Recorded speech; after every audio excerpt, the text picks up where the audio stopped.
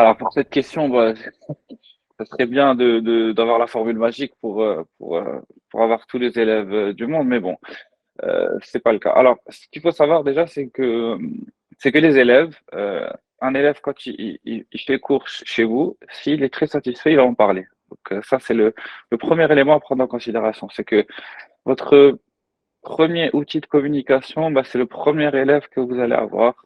S'il est satisfait, il va en parler autour de lui, et ainsi de suite. C'est comme un effet boule de neige, j'ai envie de dire. Donc, moi, en tout cas, personnellement, c'est comme ça que je fonctionne. Je mets quand même un peu de temps pour trouver mes premiers élèves, mais une fois que je trouve mes premiers élèves, eux vont ramener leurs amis, qui ramènent leurs amis, etc. Et donc, c'est à partir de là que, qu'on peut avoir vraiment un réseau. Et au fur et à mesure, plus les années passent, plus vous vous faites connaître, entre guillemets, et puis ce sera facile pour vous. Donc, le plus dur, vraiment, c'est commencer. Parce qu'il faut aller partout.